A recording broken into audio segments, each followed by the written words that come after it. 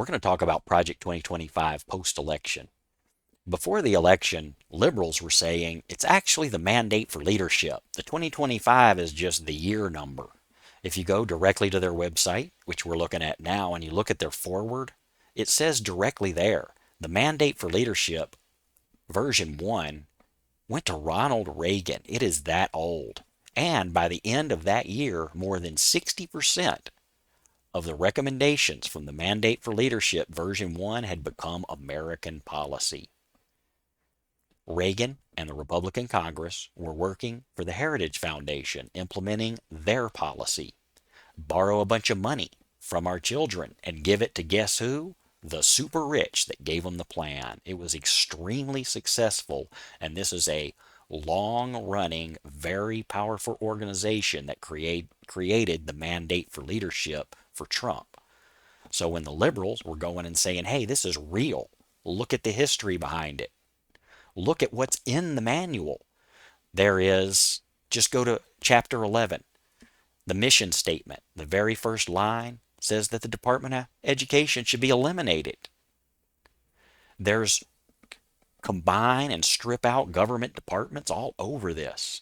And to be clear, we have anti-monopoly rules, and all of our consumer protection is to protect us against the rich and powerful.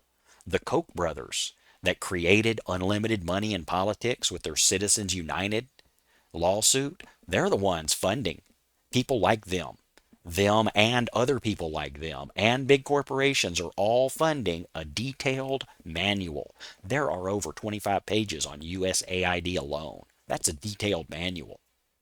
There's information all through the manual about how the FAA, we need to stop spending money on all those air traffic controllers and modernize it with computers. That's literally all over this document. Everything we seeing now is 100% in this document. So there is absolutely, without a doubt, 100% a puppet government right now working for the Heritage Foundation, the same people that ran Ronald Reagan to give us what we have today, a completely corporate-leaning system where Tesla pays no money in tax, and all the working people from the jobs it created pay all of the tax. Tesla paid less than 0.5% in federal taxes in the last 3 years on $11 billion in profit, while all the jobs they created, we paid all the money. All the working people paid every bit of the tax. That's what happens when we allow the super rich people to make our policy for us. And now they just handed the complete manual to the Republican Party, and they're ignoring the will of the people and working for the Heritage Foundation. How Republicans that voted for that can look their friends and families in the face, I don't know. All of the Republicans I know told their friends and family, I'm not voting for some puppet government. That closing Department of Education, that's not me.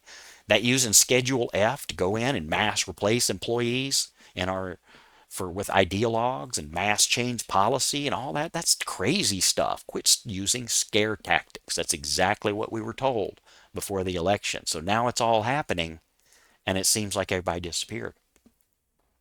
How are you not mad, Republican voters, at the people that lied to you? If we had 5 Republicans in Congress, in the House, that said, this is not what I voted for. I told the people I wasn't voting for this, and that's what happened, and so I'm going to not support it. If I have to switch parties to not support a puppet government by my own party, that's what I'm going to do. I'm going to stand up with a spine and say, I'm not taking it. We can't find 5 Republicans that have been elected that have a spine enough to stop a puppet government run by themselves. So if Republicans are not mad at every single person that they elected, I don't know why.